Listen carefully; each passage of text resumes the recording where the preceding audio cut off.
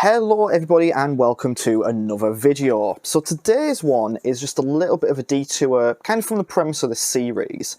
This isn't really a game that I've always wanted to play, like the other ones have been, but it is something that I recently came across while shopping for retro games, and I thought it would be quite interesting to cover in a video because there's, I guess, kind of a little bit of a historical significance here, and it is one that has intrigued me in the past. So today we're going to be looking at The Bouncer from Squaresoft. Now this was released in December 2000 in Japan. It was released in March in the US of 2001 and June of 2001 in Europe. This was Square's first game on the PlayStation 2 system, and it was actually one of the more hyped up games for the system during its first year on the market. I certainly remember in the lead up to the PS2, being as young as I was back then, The Bouncer was one of those games that was featured quite prominently. Now, kind of what makes it a little bit more interesting is that on its release, it unfortunately got some quite mixed reviews. The graphics and presentation were quite highly praised, as you might expect for a Squaresoft game, but there were other aspects of it that kind of was seen as a bit of a letdown, kind of its combat, its cameras, so on and so forth. But I know in recent years, people have kind of softened towards this, both from a critical standpoint and sort of in the more general community. And it's kind of got a little bit more of a cult following now, which is something that always does pique my interest. So I thought, for the sake of £8, let's get it, let's give it a go. So just a few facts before we go into this from initial research. This was supposed to be a launch title for the PS2, hence its heavy coverage in 1999 onwards. Of course, game development isn't an exact science. It's an incredibly fluid process. So due to various issues, including working with the PlayStation 2's advanced architecture, advanced at the time, and well, I know it was a difficult one to work with. That date slipped to the ones that I mentioned before. This was actually first announced in 1999, like I mentioned, along with the knowledge that Square were going to be working on 2 other titles for the PS2, one of which was a Final Fantasy game, which I can only assume was Final Fantasy X, and there was another unannounced game there, which I'm not quite sure which one that is yet. So as far as names attached to this go, you get Tetsuya Nomura, who headed up the character design on this. He was known back then for his work on the Final Fantasy series. He's still known now for his work on the Final Fantasy series, but other people might know him for leading the Kingdom Hearts franchise. Another name attached to it, which has also came up in a previous video here, my one on Parasite Eve. If you haven't already, go and watch that, after you've watched this one, of course. Takeshi Takita, who was, he was the co-director of this, and as we know, he was a director head on Parasite Eve and also Chrono Trigger. Sales-wise, it was unfortunately seen as a bit of a commercial failure. I probably assume critical response not being as hot might have contributed towards that, but it sold just under 158,000 in its first week and debuted as the 5th highest selling game across all platforms, which I guess is a little bit of a disappointment. You'd kind of expect a much hyped game on the platform to hit that top point.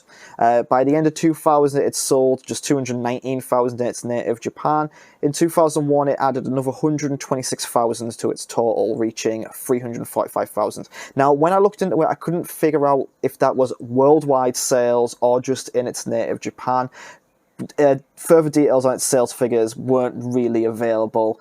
You kind of expect that because, I feel like sales figures tracking is much more of a more recent, the past couple of generations, maybe around the turn of the century, wasn't as much. But with all of that said, let's actually delve into the game itself. So, my expectations, I don't really have any here. I know it's a 3D beat-em-up. I'm traditionally not very good at them, so it's probably maybe going to be a bit frustrating for me. Beyond that, feels pretty open. I know some of the complaints were the awkward controls and camera. I know some of the complaints were it was quite short in length. It didn't add a lot to it. I can sort of... Length is a weird one for games, because I guess when you're paying full price for it, back in those days, with some of the other games around, maybe you expect it to be a bit longer. For the sake of £8, maybe I'll be a lot softer towards that. Again, kind of contemporary things around the time, the attitudes of the time might contribute to that harsher response. This is a big tangent, but I know certainly when we transitioned to that PS1 era, there was sometimes a little bit of snobbery towards 2D games that were still being released, because it was like, well, we've got this 3D tech now, so why would we do that? So maybe some of the response were like, well, this is just a very basic beat 'em up. Why would we need that when you could do something much bigger and better? But like I say, in recent years, people are kind of softened towards and go, actually, this was actually quite a really good 3D beat 'em up. I'll wait and see. I'll have to, judge it after I've played it. Like I say, it's become a bit of a cult classic, so I think this is definitely going to be an interesting one. But I'm going to go play it now, and I'll see you back in what will be a few minutes for you. The Bouncer takes place in the city of Edge, and the opening cutscene begins with a news report that gives you just this little bit of background on a very recent development for its citizens. The Mikado Corporation has launched a solar-powered satellite that is said to be capable of providing large amounts of power to its citizens. Almost immediately after the news report ends, we see a number of helicopters closing in on an as-yet unknown target. These helicopters drop off soldiers into the home of the target, they discover that whoever it is, they're not there, and they set off in pursuit. The game then cuts to show a young woman running through the streets of Edge towards a bar. Between this, we see her running, then we see the soldiers, and it cuts back and forth a few times. Once she gets to the bar, she enters, we're told that this is Dominique, she runs the bar, and we're introduced to our titular, the Bouncer, or Bouncers, I should say.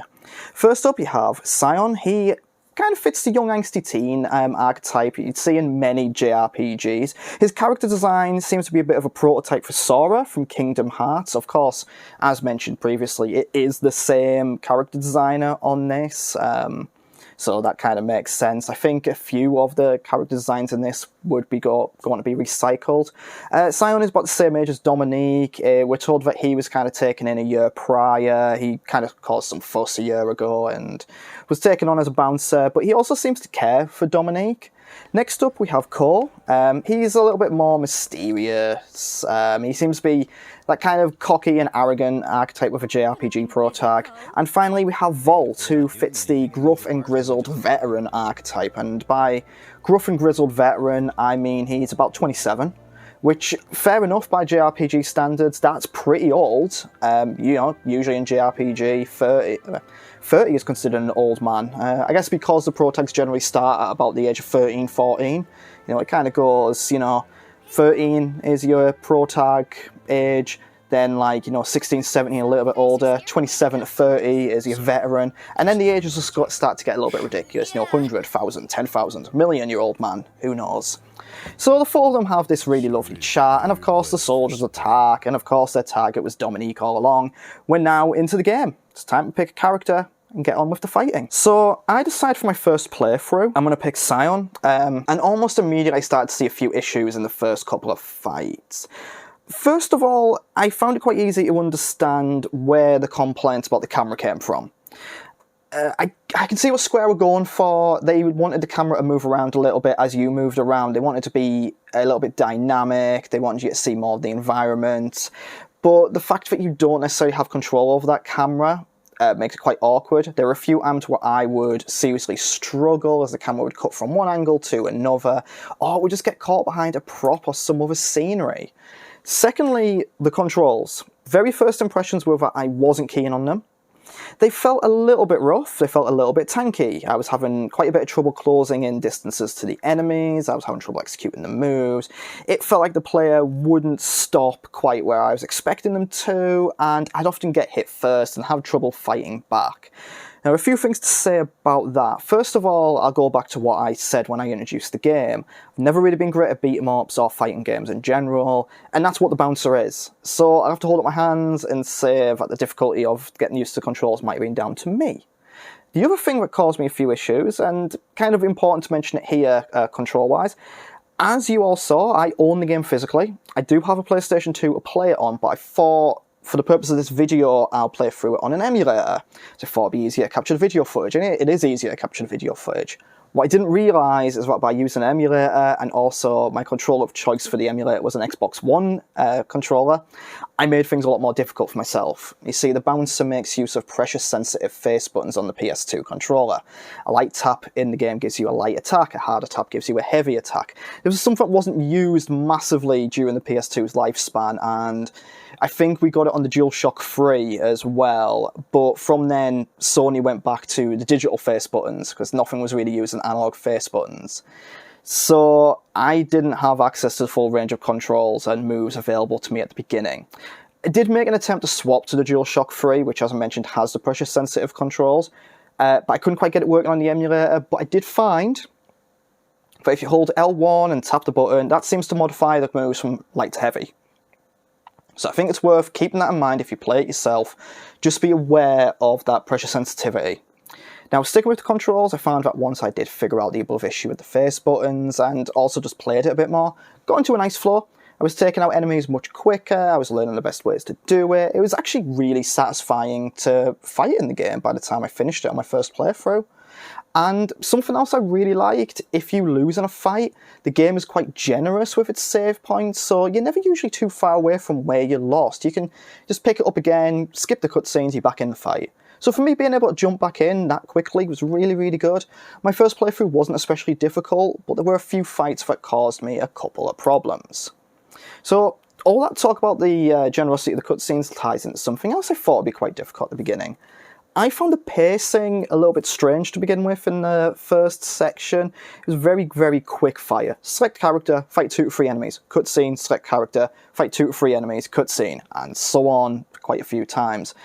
I felt it wasn't really giving me the time to get the grips with it. It felt a bit too fast. Now I know, I kind of thought with it being a beat 'em up, I was also expecting something more akin like a Streets of Rage or Golden Axe, where you have your cutscene, you select your character, you let loose on an entire stage.